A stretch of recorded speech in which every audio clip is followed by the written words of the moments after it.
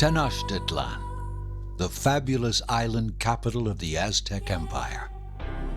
After 18 years as king, Moctezuma II is dead. Despite the bravery of his eagle and jaguar warriors, the 300,000 citizens of this island have perished. The offer of friendship extended by Hernando Cortés was poisoned by a rapier's tip. In the New World, both the Aztec and the Incan Empire reached their zenith at the same time.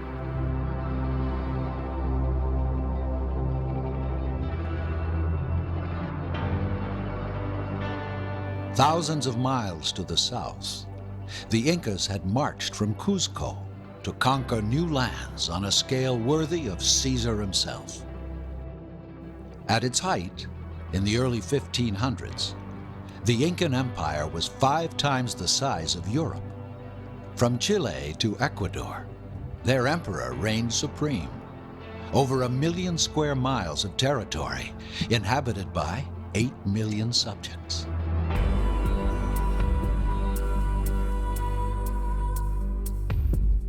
Climate and geography play a vital role in shaping human life, and nowhere is this more apparent than in South America. The 4 quarters of the Incan Empire, called Tawantinsuyu, straddled 3 distinct geographic zones, a backbone of towering mountain ranges, the highest in the Americas, dividing the low Amazon jungle basin and the coastal deserts along the Pacific.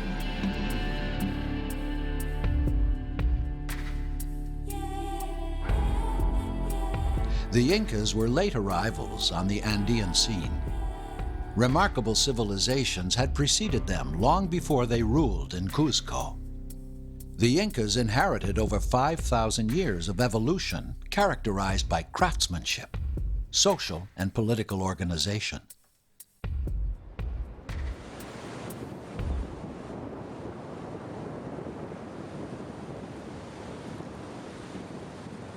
Along the creeks and rivers on the desert coast, the earliest civilizations began to emerge. Here at Sechin lived the mysterious warrior people who built temples, palaces, and ceremonial spaces in 1600 BC. Concurrent with the earliest organized settlements in ancient Mesopotamia and China, the people who built this citadel displayed gruesome carvings of warriors being decapitated and eviscerated. These carvings were a testament to their aggressive campaigns. Sechin represented the first steps on the long road to more advanced societies in the indigenous world of South America.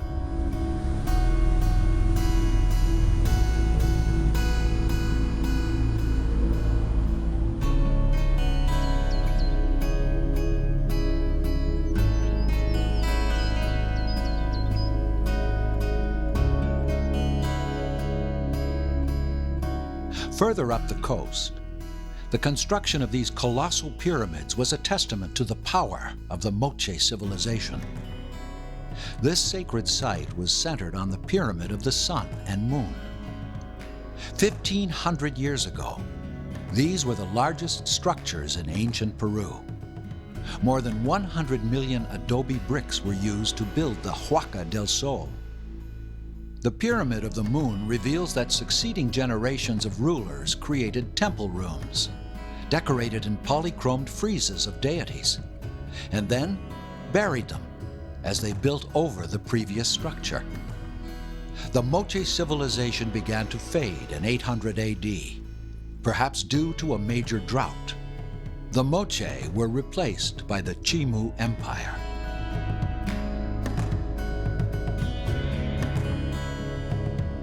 Como somos los pescadores. Nosotros somos descendientes de una cultura chimú. El gran Tacainamo nos dejó este gran legado del caballito de Totora. La cultura chimú fuertemente fue grandes pescadores que utilizaban el caballito de Totora como ustedes han visto, los totorales, que en Chanchan se sembró, en Chanchan se inició la cultura chimú, la cultura mochica, que después hacia el sur, nosotros somos pescadores como una cultura viva, descendientes de los chimú hace más de 3.500 años. El legado más importante que nos dejó, y es parte del turismo dentro de Huanchaco, es el caballito de Totora. Es por eso que el caballito de Totora y el gran patacho es símbolo de una cultura incaica.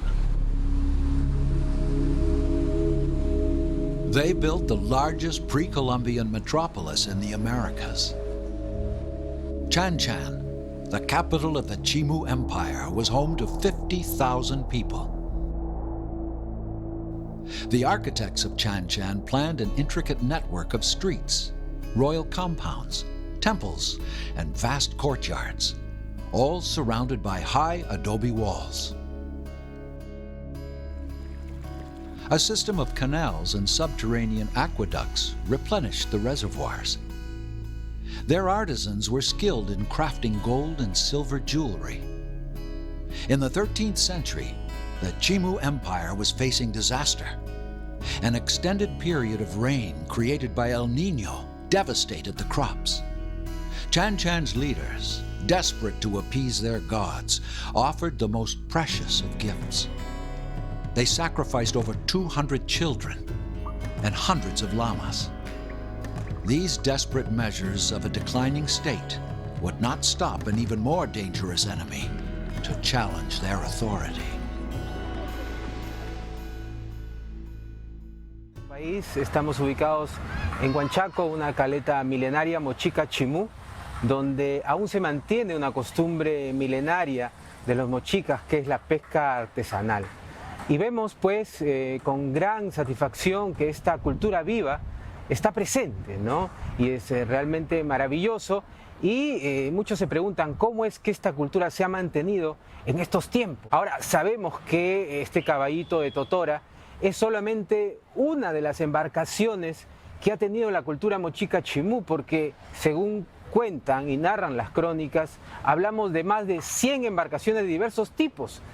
Embarcaciones de guerra, embarcaciones de pesca, embarcaciones también para el placer de los gobernantes de la época, y eso realmente es alucinante. Y verlos a ellos, a los guamanchumo, a los piminchumo, a los sucañán, a los surcia, es realmente un patrimonio cultural no solo del Perú, sino también del mundo.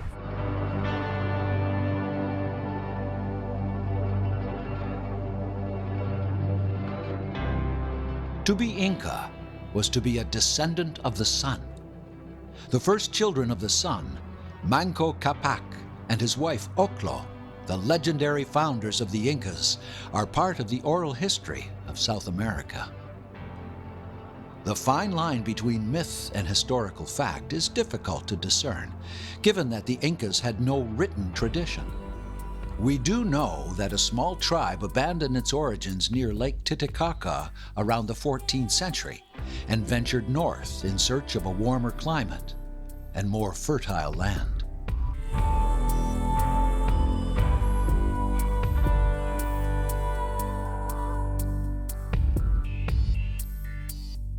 Father Sun set us down at Lake Titicaca and gave us a rod of gold. Whenever you stop to rest, plunge this rod into the earth. On the spot where, with one single thrust, the rod disappears entirely, there you must establish and hold court. In a mountainous world, fertile land and water were coveted. Ancient terracing techniques and a system of canals were used to maximize productivity.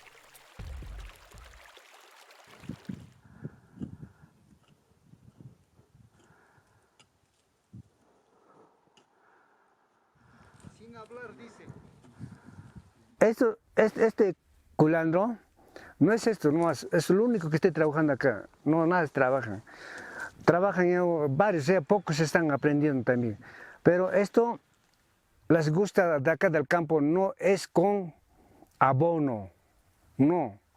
Es estiércol, lo que decimos del cuye, su caquita, lo que decimos del cuye, su guanito, guano del corral, con eso trabajamos acá. No con fertilizantes, no.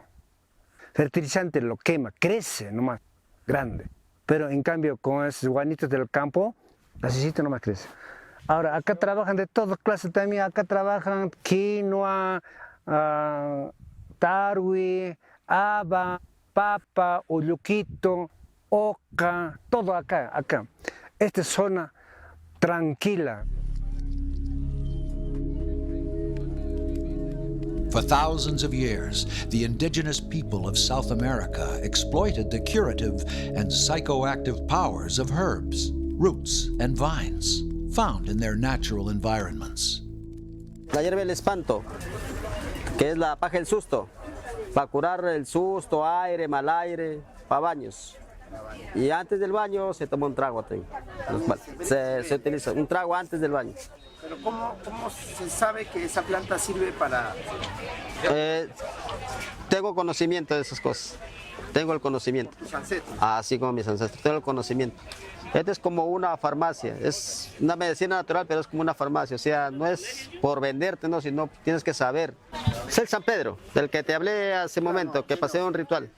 Ya, lo que pasa es que esto es similar. Esto se agarra, se hierve unas 12 horas. Ya, este es alucinógeno.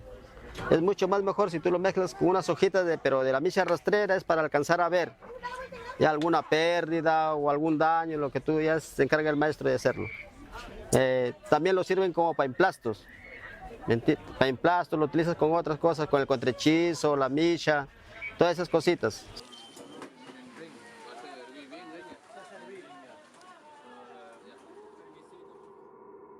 Shamans, or curanderos, played a vital role in the community by treating afflictions, both physical and spiritual in nature.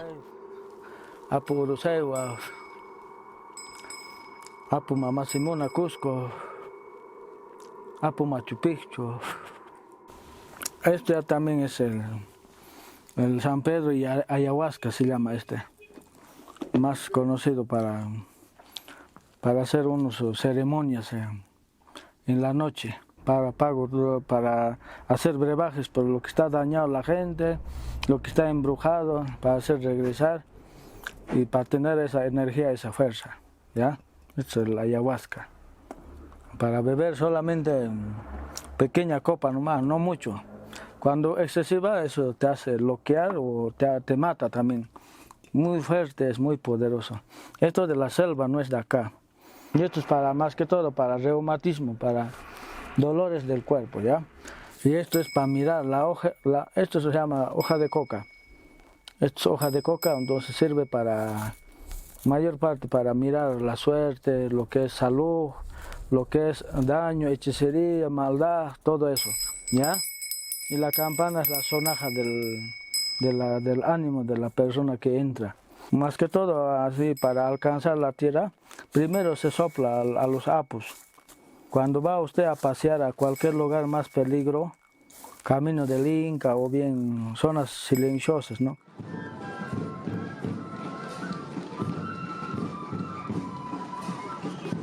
Over the course of several generations, the early leaders of the Incan Elos, or clans, consolidated their powers over surrounding villages through alliances, marriage, and small-scale warfare. They traded gold, copper, tobacco, coca, and precious salt with neighboring tribes.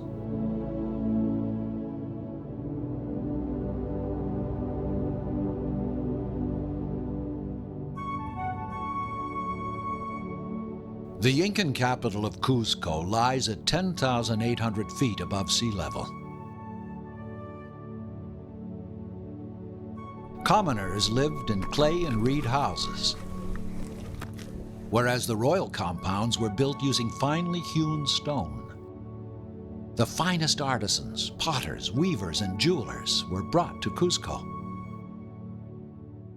The layout of the capital was based on the shape of a puma. The head is represented by the colossal fortress at Sacsayhuaman. Built on a hill overlooking the city, it provided safety in case of attack.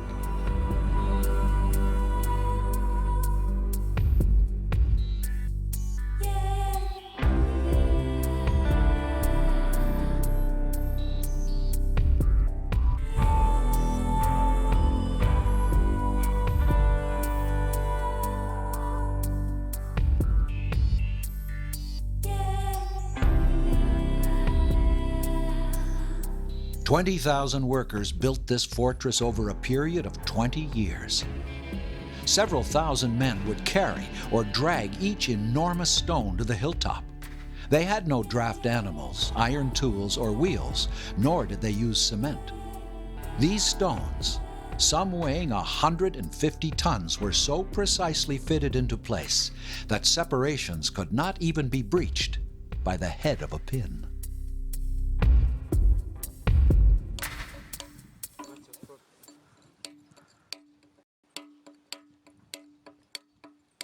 Casi 15 años. Empecé desde muy niño en realidad, viendo a mi papá, que es Luis Sallo. Mi papá empezó a trabajar hace 26 años con las piedras. Y él es autodidacta, él aprendió por parte de su suegro, mi abuelo. Y bueno, tenemos una descendencia de bisabuelos, mis abuelos eran escultores, hacían trabajos en el Cusco, todo relacionado con la piedra. No podemos hasta ahora lograr como los incas han podido hacer trabajos tan suaves en la piedra granito, por ejemplo. Piedra contra piedra posiblemente ha podido ser, ¿no? Hay ciertas piedras más duras, pero llevan mucho tiempo, mucho tiempo. Y los trabajos que han hecho los incas no son de 1 año, 2 años. Para solamente hacer un cuadrado perfecto, la verdad, ni idea, no tengo ninguna idea de qué material han podido utilizar. En realidad, llegar al nivel de los incas lo veo difícil hoy en día.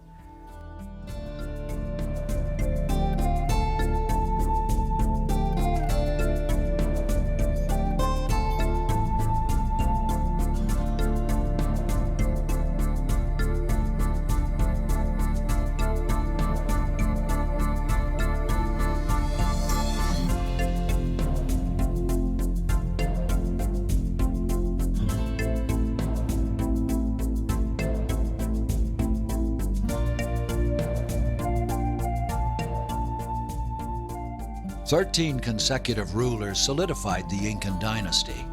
From Cuzco, the 6th Incan king, Roca, launched a protracted war against the Chancas." Y posiblemente esos personajes hayan sido los que hayan luchado pues acá en la pelea que hubo entre la gente que vivía en Tipón con la gente del valle, ¿no? El que les habla es el arqueólogo Javier Condori Yamaxima, encargado por el Ministerio de Cultura Cusco para hacer los trabajos de restauración y puesta en valor de lo que es el sector de Pucar Alto, que está dentro del Parque Arqueológico de Tipón. Ahora, si nosotros vemos cada uno de los andenes tienen pues microclimas, ¿no es cierto? O sea, ¿eso qué quiere decir? En cada andén daba diferente producto, ¿no? Posiblemente desde la coca, que es en la parte más baja, y vamos ascendiendo, ¿no es cierto? Va dando, por decir, el maíz, más arriba, la papa, qué sé yo, y así sucesivamente, ¿no? Entonces todo este sector era netamente de agricultura, ¿no?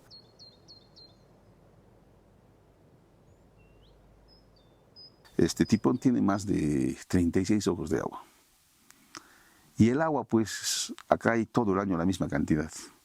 Entonces, acá en Tipón no existía la sequía, porque ellos no sufrían de la sequía, ¿no es cierto? Entonces ellos podían cultivar, por ejemplo, el maíz 2 veces al año. Entonces tenían abundancia de comida, abundancia de productos. Ahí en su libro indica y habla que hubo, dice, una sequía. Entonces todo el Cusco, todo el valle del Cusco, se expone en todo el departamento del Cusco y la región sur había la sequía. Entonces había una lucha, había una pugna por los alimentos. Entonces había esa lucha y es cuando la gente que vivía aquí en Tipón decide construir la muralla ¿Para qué? Para que los invasores no ingresen. Por eso está amurallado gran parte de lo que es la muralla.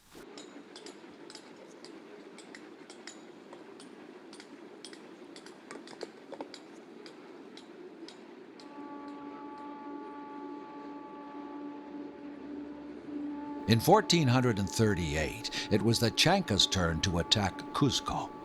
Viracocha, the 8th Incan king, abandoned the city. Cuzco, navel of the earth, was about to fall. The son of Viracocha, Pachacutec, who had been banished from the capital, arrived with his warriors. As legend has it, stones in the fields transformed into fighters. For the Chancas, this would be their closing act.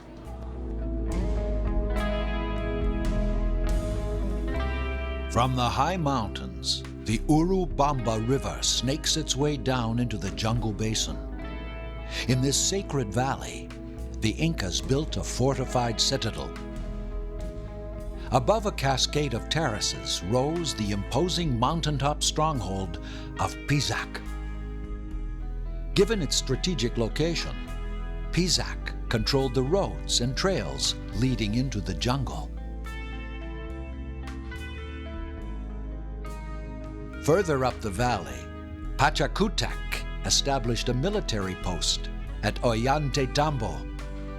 He became a powerful figure in the expansion of the Incan realm. Given its warmer microclimate, Ollantaytambo became his country estate, as well as one in a string of fortifications guarding access to the valley.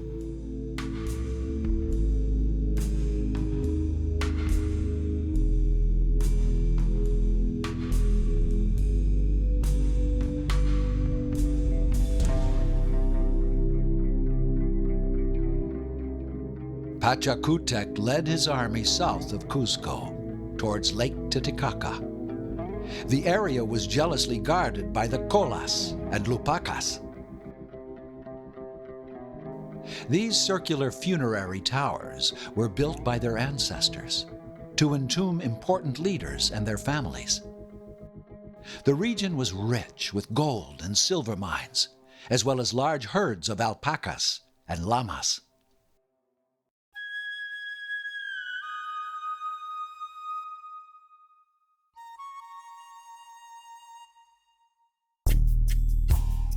With your skull, we'll make a drinking cup. With your bones, we'll make flutes. With your teeth, we'll make necklaces. With your skin, we'll make a drum. And then, we'll dance. The combatants, armed with bronze axes, slings, lances, and bows, engaged in a vicious battle. The Colas and Lupacas were vanquished. Pachacutec then set his sights further south. Lake Titicaca was formed by an asteroid hitting the region. This great body of water sits on a high plateau at 12,000 feet of altitude. For thousands of years, it was home to a unique people who lived, farmed, and depended on totoro reeds and wildlife for their existence.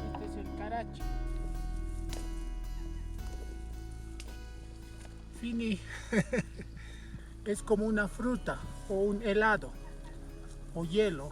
Entonces, cuando está debajo del agua, este es muy refrescante y nosotros podemos comer así, crudo, sin cocinar.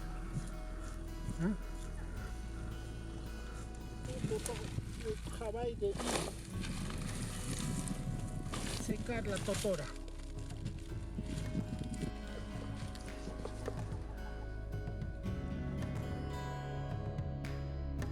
When the Incas annexed the region, the original inhabitants were subject to Incan laws and taxes. They owed their allegiance to Incan leaders and were forced to adopt Quechua, the language of the Incas. Hasta pasta nipjataon río desaguadero ukat hutjas nariki akauja uinta pjataon na totora nakamankan hauko mankar imanta siñanzas hupana kaja ukamat marat pasje ukaja hupana kaja descubri pjataon ka uka hacha kilinaka plataforma na kilinak tupiskiri haukaroraki hupana kah totoran pe yautas tapjatap chikwat haukaro islacha sipjanak si totor mankanakan pero siempre hupana kah walkuira sipjanak si kitichkat chitan kaukichkat chitan haukata uka kimsa familia ka kutje si boliviaro.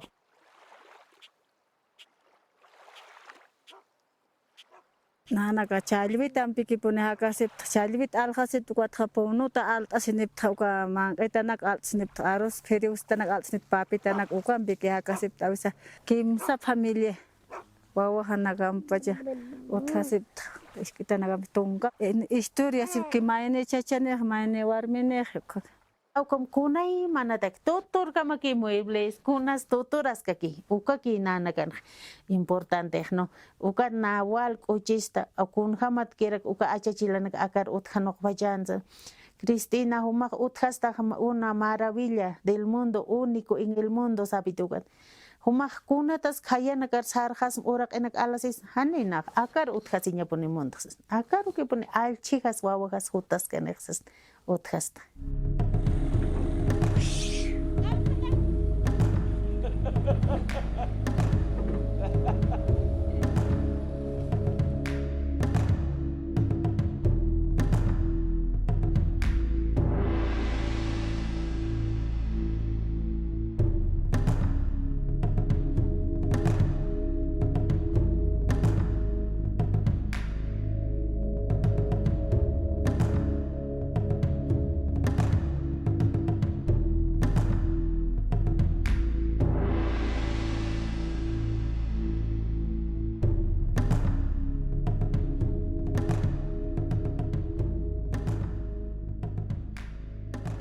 Mama Kia, companion of Inti, the sun, was the mother of all Incas and protector of women.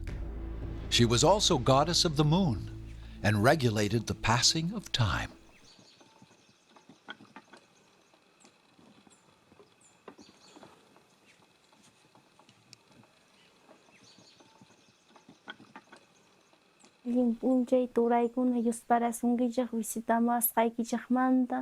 Kay isla visitari mangichis no kay kaypi llank'akuyku papata tarpukuyku kay rikushankillajina kay papata wayk'ukuyku sapatutamanta fiambreta ch'uñuqta wayk'ukuyku quqapipi mikhuypi tarti segundopi chaymanta nuqayku kay islapi tiyakuyku tarpukuyku artesaniawan rikuchaqay plaza ladopi kan artesanía achaypi ashka familiapacha chaymanta kashallantaq Piscaman riku, challwata wayk'ukuyku, challwakaltu karachi, achayka kuchayku tiyakun ispi suchi, achayta wayk'ukuyku, awakuyku, awayniykuwan, primero kay k'antinaykuwan, kay k'antikuyku, millma uqllata uywakuyku, achayta pushkayku nispataq k'antikuyku, nispataq awakuyku, chumpita khayna chumpikunata chaqay, hina chumpikunata awakuyku, nispataq turismoman windiyku, chayta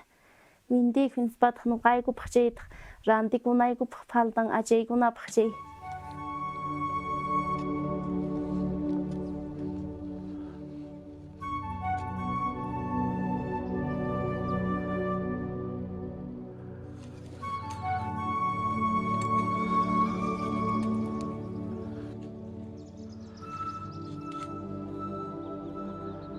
Nuqayku tiyayku chaqrawan nuqayku papata uqata tarpuyku chaymanta hawasta tarpullaykutaq achirayku nuqayku masta mantenishayku culturata kay islapi q'ala p'achakuyniyku kay trajiyku chumpikuyniyku awakuyniyku kaq imaynas nuqayku saqiwanku awichuykuna ajinata nuqayku saqishayku kay ajinata se mantenishayku nuqayku kay islapi chaymantapis kaypi kaqku ñampaqmantaña tiyaqku awichuykuna sutinqa pre-inca achaymantapacha mantenishayku kimsantin leyta kimsantin nuqayku kay islapi mana suwa kanchu porque Nuqayku islapiqa mana pipis suchinkanmanchu wasipis ama suwa, ama qilla, ama llulla achay nuqayku practicashayku.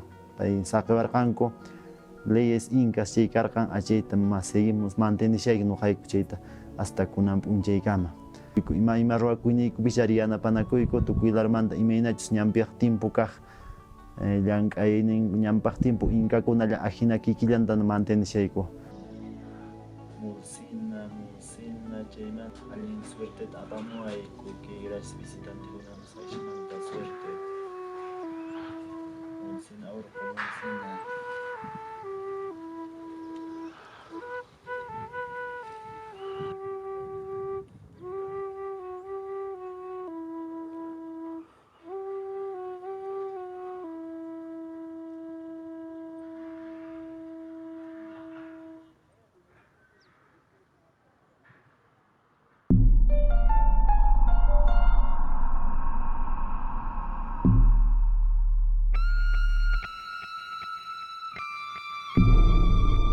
Turning his attention north, Tupac Yupanqui, the 10th Incan king, led a military campaign that laid siege to the great kingdom of the Chimu until it too surrendered.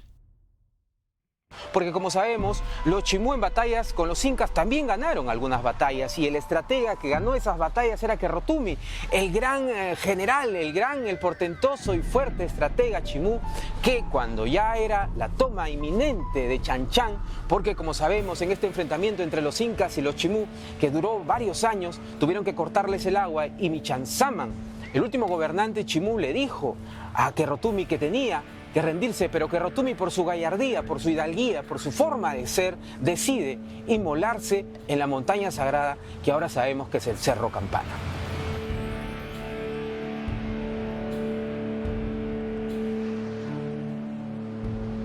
The Capac Ñan, or royal roads, were key to controlling such a vast realm.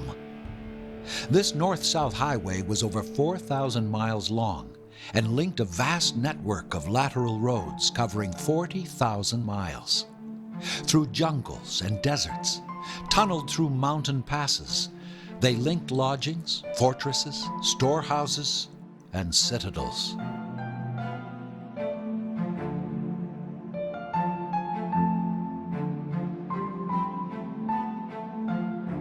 Bueno, la importancia del Capañán se debe a que es el camino que comunicó las diferentes comunidades del Tawantinsuyu.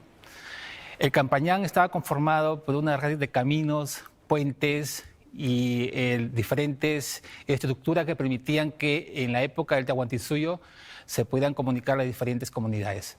Ahora, el Campañán, según las informaciones que manejamos, se extendió en aproximadamente más de 60.000 kilómetros y logró comunicar a las actuales, digamos, países como es el Ecuador, Perú, Bolivia, Colombia, Chile. Entonces,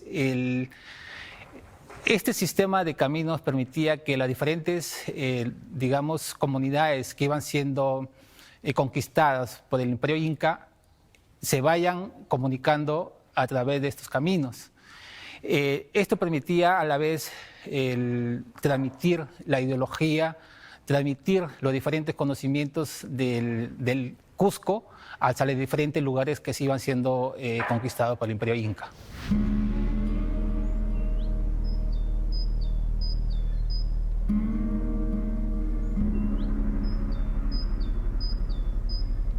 Suma hamulikispi, napaykukismi, pay pakarpi, pay intitantak anchamayni. Ari kaytaka kanmanmi watan, pusaq pachak wata, takunan kama. Kanmantakmi, lasaynin, runak purinanpak, waranka, lasayta, año. Awchayta willaykusaykichis. Ari Capañán hamun, llaqta, ayllu, chayqa sumaq inkakunaq pasananpaq, chaskikunaq pasananpaq karan. Karan suyukuna ñawpaqqa, chay suyukunatan paykuna riqsiyta munaranku kawsayninta kay lado chimpa suyuqta. Chaymantan pusayku kargata apaspa, epita chorayan kuchayman kuchirachimon y chay pinkaran kamachiko kay patapi pay miniran ari chaylan umanan asaka pasan mancho.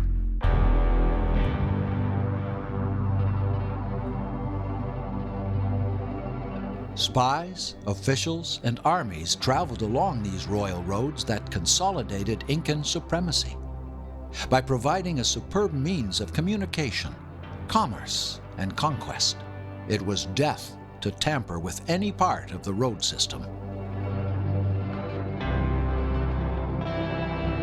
Los chasquis eran personas jóvenes, muy bien preparadas, para poder recorrer grandes distancias y llevar los mensajes que se podían distribuir en los diferentes lugares hacia Cusco. Estos chasquis llevaban unos instrumentos musicales conocidos como pututos, que les permite tocar al momento que están llegando a un lugar de relevo. Y allí hacían el relevo para que otro chasqui continúe en su recorrido, para llevando el mensaje que se dirigía generalmente hacia la capital, Cusco. Desde luego que la importancia del chasqui era fundamental en aquellos tiempos, ya que muchas veces de ello dependía el éxito o el fracaso de una guerra, o asimismo podía llevar el mensaje de que no se produzca la guerra. Eso quiere decir que de ello dependían muchas decisiones que se tomaran en aquel tiempo. Por lo tanto, era fundamental hacer llegar el mensaje en el momento más pronto posible a los lugares que se necesitaba que se llegue.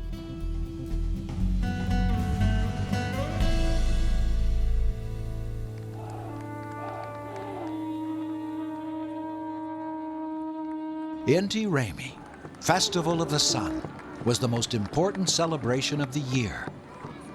Held on the 24th of June, it marked the winter solstice, the moment when their god Inti returned from his northern journey to bathe his people in its life-giving force. Nobles and commoners journeyed to the capital to take part in the festivities. For 3 days preceding the festival, a fast was observed, and all fires were extinguished. Women paraded in their finest apparel. Virgins of the sun, dedicated to the service of priests, circled the great plaza. Warriors from all corners of the empire pledged allegiance and displayed their skills as combatants. From their palaces, royal mummies, symbols of the long line of sovereigns, were brought to bear witness to the spectacle. The throngs grew silent as they awaited the arrival of the great orb. As the first rays crested the mountains, the people rejoiced. A new fire was lit using a silver mirror. Flowers, fruit, and cakes baked by the virgins of the sun were shared. Copious amounts of chicha, a fermented corn beer, added to the festive atmosphere. Inti Raymi ended with a night of music, dance, and revelry. It was a welcome respite from the rigors of daily life.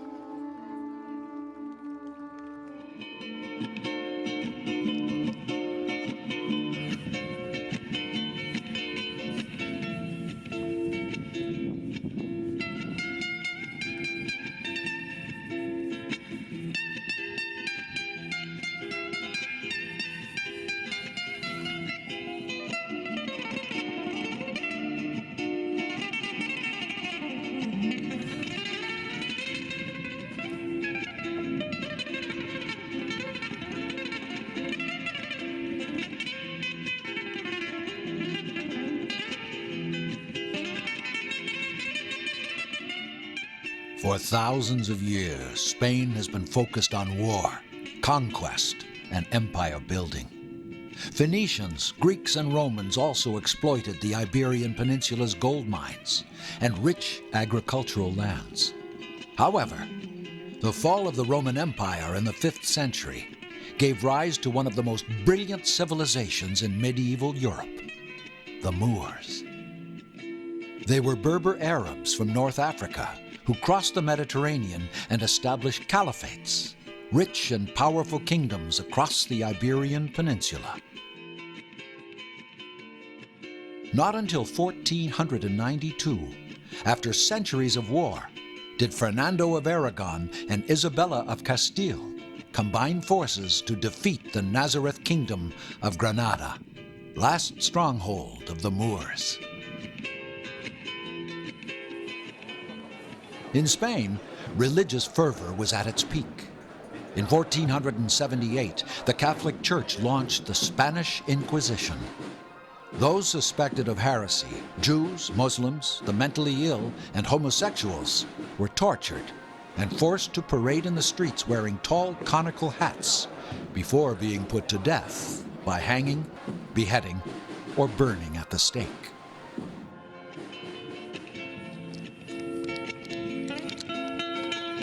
Guarded by an 11th century Islamic hilltop fortress, Trujillo, in the province of Extremadura, was the birthplace of Francisco Pizarro.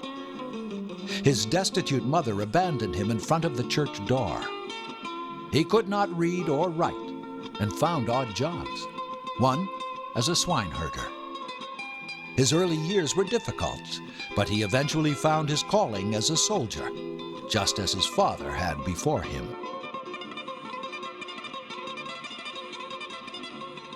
Spaniards were experts in warfare. Their Toledo steel swords were razor sharp, and their armor was the most advanced of its time. If one added their horses and weapons such as portable cannons, arquebus, and crossbows, even a small number of warriors would be formidable foes. The discovery of the New World by Columbus would fire the imaginations of thousands of soldiers and adventurers. Many were desperate to escape their impoverished lives. Neither the treacherous voyage by sea nor the tales of cannibal savages could dim their dreams of gold, land, and a better lot in life. Like many others, Pizarro would make his way to Seville, gateway to the Americas.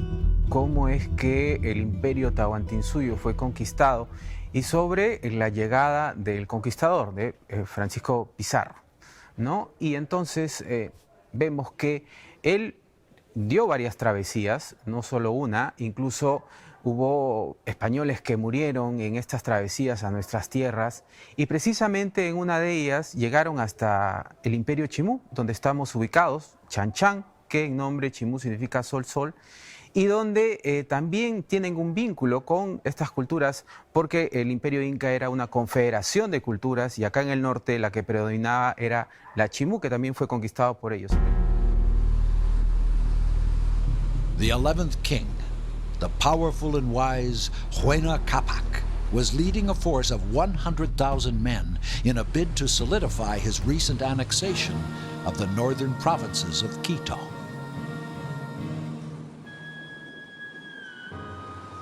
Fishermen were the first to report seeing a floating house with strangers dressed in silver.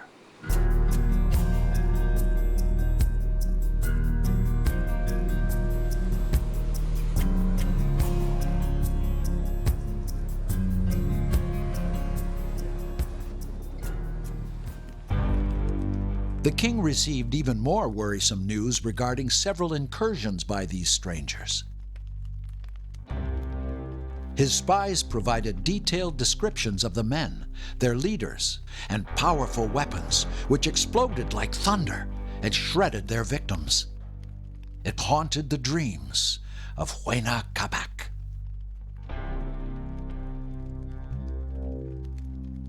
Recent events, such as frequent earthquakes and comets streaking across the sky, had cast a gloom over the land. In Cuzco, high above Joquepata Square, 2 hawks attacked an eagle, symbol of the greatest warrior. As the eagle's lifeless body tumbled to earth, citizens were filled with a deep sense of foreboding. The Inca believed in the perpetual cycle of birth and destruction of the world. At the height of their power and influence, the Incas were nearing the end of the fifth cycle. In 1525, Huayna Capac, the 11th king to be anointed by the sun, died of a mysterious illness.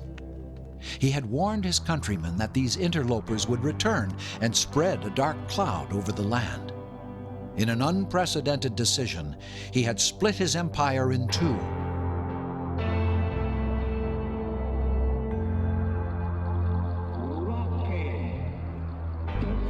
The heirs to his throne were Huáscar, son of his wife and sister in Cuzco, and Atahualpa, his favorite son from his union with the daughter of the late king of Quito. Huáscar would control the center and south, while Atahualpa would rule the north.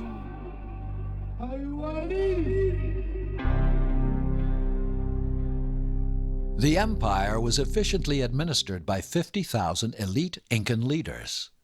Citizens continued to till the land and reap their harvests. They were an ambitious and industrious people.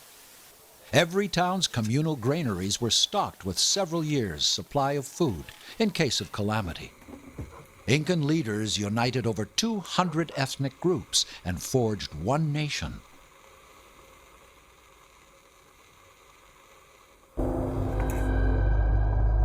After 3 years of peace, the inevitable occurred. The two brothers, Huáscar and Atahualpa, waged war.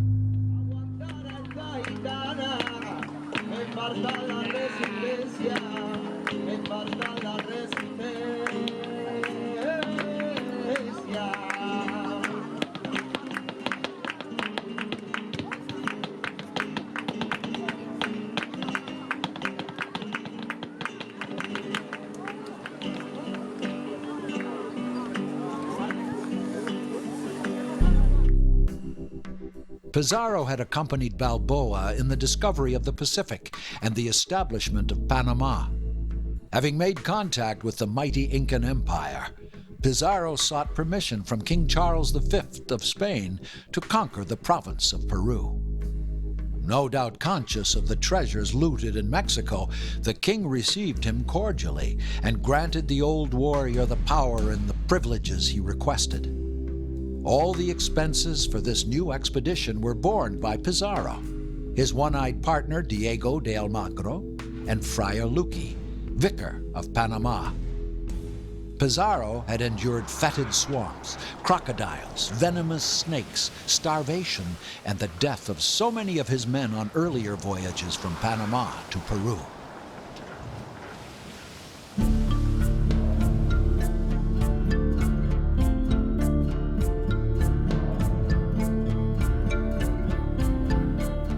The conquistador, now 60 years old, landed on the coast with an army of 168 men, 140 foot soldiers, and 27 horses.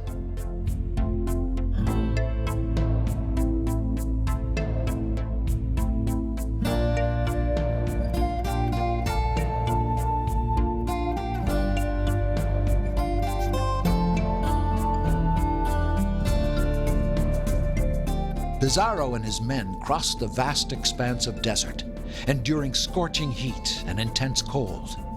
They were about to confront the largest empire on earth. As they crept up the first hills, they plundered several villages for food, gold, and silver. Those who resisted were killed. However, cold, hunger, fear of the unknown, and difficulty breathing at that altitude were all taking their toll.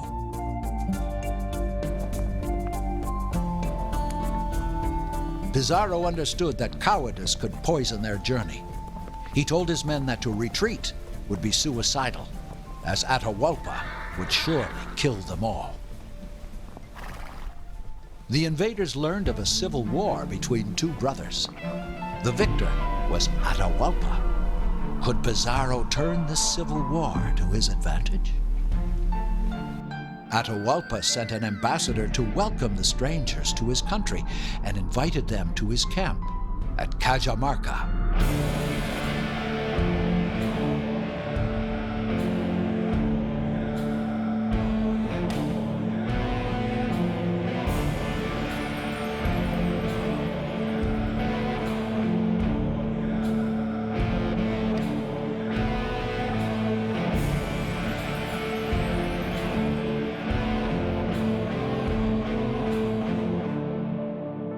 A small army of Spaniards arrived on the hilltop overlooking Cajamarca.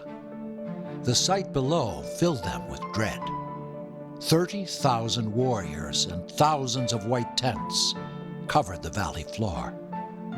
The invaders descended and approached the empty town plaza at sunset.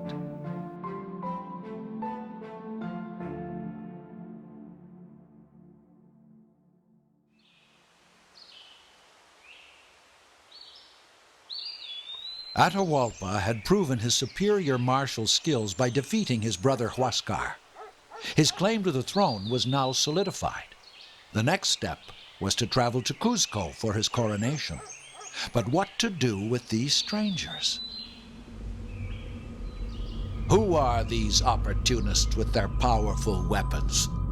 Can I use them to fight my enemies?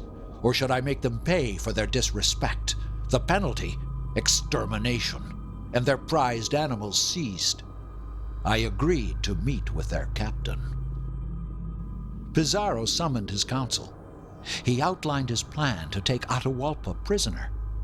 He had no doubt learned an important lesson from Hernan Cortés, conqueror of the Aztecs, that if you control the head of a snake, you control its body.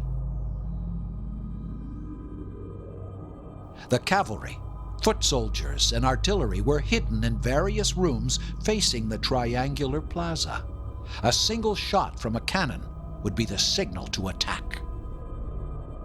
Atahualpa had sent a message to Pizarro that he would enter the plaza with his personal guard. He was told that he would be received as a friend and brother. As the emperor entered the precinct, flanked by several thousand chanting men and women, his armed guards waited on the outskirts. Several of the strangers came forward, including Friar Vicente de Valverde, who began to speak of the true faith and summoned the emperor to renounce his false gods. The friar handed the Bible to Atahualpa, who examined it with scorn. Atahualpa became furious, screaming that the strangers had killed their own god while his still lived in the heavens and looked down on his children. He told the strangers that they had stolen from his people and demanded satisfaction for all the wrongs they had committed. He then threw the Bible to the ground. The friar, now enraged, raced back to Pizarro and pleaded with him to attack these godless people. At Pizarro's signal, a cannon exploded, stunning the Incan emperor and his entourage. A second blast tore through the crowd and filled the plaza with blinding smoke and noxious fumes. The cavalry burst through the doorways and charged towards the citizens, while foot soldiers fired their arquebus. It was complete pandemonium. Men and women fled towards the only exit, trampling each other in the process. Foot soldiers speared them as they attempted to flee. A wall collapsed under the onslaught. As soon as the men bearing the emperor's litter were slain, others quickly took their place. A Spaniard thrust his blade towards the king, but Pizarro deflected it. Atahualpa was more valuable alive. As the sun set, those fleeing the carnage were pursued and killed. A trumpet blared, and the invaders returned to the blood-soaked plaza. The emperor of the Incas was now their prisoner. La cosmovisión del Tawantinsuyu les daba una plena confianza con el entorno, tranquilidad que de alguna manera fue el talón de Aquiles para los incas, porque nunca se imaginaron que una gavilla de piratas y bárbaros tomarían a su pueblo, lo someterían y llevarían su mineral preciado, el oro y la plata, que paradójicamente para ellos eran las lágrimas del sol y la luna. During his captivity, Atahualpa was allowed to meet with his governors and continue to administer his realm. He devised a plan to buy time. Well aware of the Spaniards' greed, he proposed to fill a room with treasures made of gold. Pizarro requested that 2 smaller rooms also be filled with silver. Atahualpa agreed.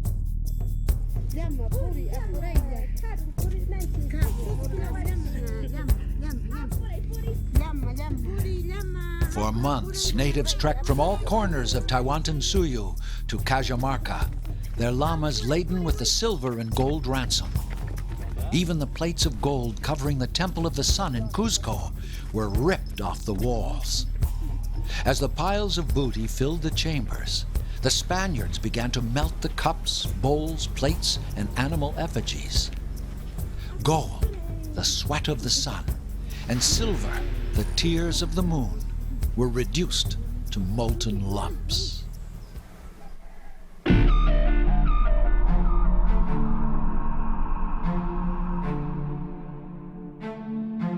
The hoard of gold and silver bullion was making Pizarro's men nervous. They had been camped in Cajamarca for a year. They were vulnerable. The rank and file were afraid of being robbed of their newfound wealth. Rumors began to circulate that Atahualpa was planning a rebellion and that thousands of warriors were converging on Cajamarca. Atahualpa denied it. Pizarro dispatched his captain De Soto to confirm the rumors. The king was a threat and needed to be eliminated. Pizarro convened a court. Atahualpa was charged with fomenting insurrection, murdering his brother Huascar, squandering state revenues, committing adultery, and worshiping idols. He was found guilty and sentenced to death.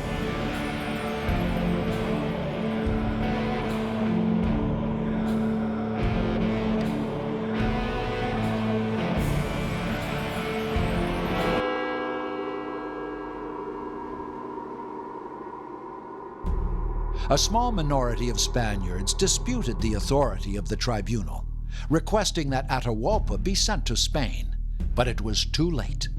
A stake atop a pile of wood was prepared in the center of the plaza. As trumpets blared, soldiers and natives gathered. Women wept as they saw the prisoner in chains being led to his funeral pyre, accompanied by Father Valverde and Pizarro. The Incas believed in mummification as the means of ensuring the transition of the soul into the afterlife. To burn was eternal punishment. Father Valverde offered to baptize the emperor in exchange for garroting, giving him the name Juan de Atahualpa. He accepted and pleaded with the governor to take care of his children and bury his body in Quito. The 13th Sapa Inca was executed. A hole was dug in the new cemetery and his remains thrown into the pit. The next day, Captain De Soto and his men returned to the plaza. All was quiet. There was no insurrection.